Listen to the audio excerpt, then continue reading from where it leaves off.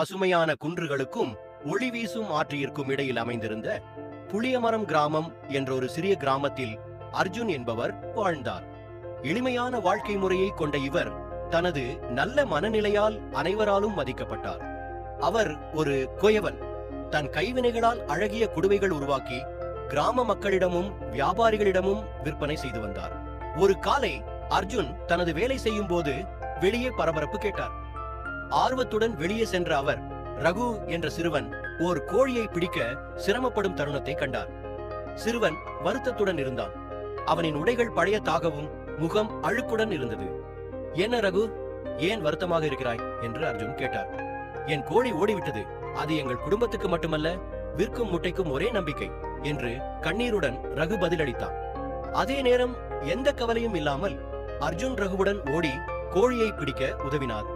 சில நிமிடங்களில் அவர்கள் கோழியை மீட்டு ரகுவுக்கு ஒப்படைத்தார். நன்றி அர்ஜுன் அண்ணா என்று மகிழ்ச்சியுடன் ரகு கூறினார். அது ஒரு சாதாரண உதவி ரகு.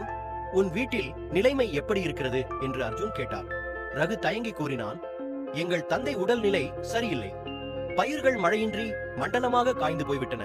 உணவுக்கு பஞ்சமாக இருக்கிறோம். அர்ஜுனின் மனம் உருகியது. அதே நாளில் அர்ஜுன் ஒரு சிறிய பரிசை தயார் செய்தார். அதில் அரிசி, பருப்பு மற்றும் அவருடைய சற்றே வியாபார வருமானம் இருந்தது. அதை ரகுவின் வீட்டுக்கு கொண்டு சென்று ஒப்படைத்தார். ரகுவின் தாயார் மிகவும் நன்றி கூறினாள். இது சிறிய உதவிதான், ஏதேனும் தேவைப்பட்டால் என்னிடம் சொல்லுங்கள் என்றார் அர்ஜுன். அர்ஜுனின் உதவியின் கதையை கிராமம் முழுவதும் அனைவரும் கேள்விப்பட்டனர். சிலர் அவரின் உதவியை பாராட்ட, மற்ற சிலர் அவரின் பணத்தை பகிர்வது சரியில்லை என விமர்சித்தனர். ஆனால் அர்ஜுனுக்கு அது ஒன்றும் முக்கியமில்லை. அவர் நம்பியவை மற்றவர்களை உதவுவதில் இருந்தது. ஒரு வாரத்திற்கு பிறகு அர்ஜுன் ஒரு பெரிய கட்டை மூட்டையுடன் மந்தமாக நடக்கும் ஒரு முதிய பெண்மணியை பார்த்தார். பார்க்க பரிதாபமாக இருந்ததால் அந்த மூதாட்டிக்கு உதவி செய்தார். அந்த பெண் தன்னை கமலா என அறிமுகப்படுத்தினார். அவர் தனது மகளின் வீட்டில் குடியேறினார்.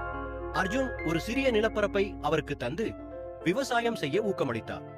கமலா மகிழ்ச்சியுடன் சமையல் பொருட்கள் மற்றும் மலர்களை வளர்த்தார். அவை கிராம மக்களுக்கு பகிரப்பட்டது. அப்பொழுது மற்ற கிராம மக்கள் அர்ஜுனை மற்றும் கமலாவை பின்பற்றத் தொடங்கினர். அர்ஜுனின் சிறிய உதவிகள் சமுதாயத்தில் ஒருமித்த மனநிலையை ஏற்படுத்தின. காலப்போக்கில் புளியமரம் கிராமம் அனைத்து கிராமங்களுக்கும் உதாரணமாக இருந்தது. அர்ஜுனின் செயல் சமுதாயத்தின் நேர்பாதையை காட்டியது.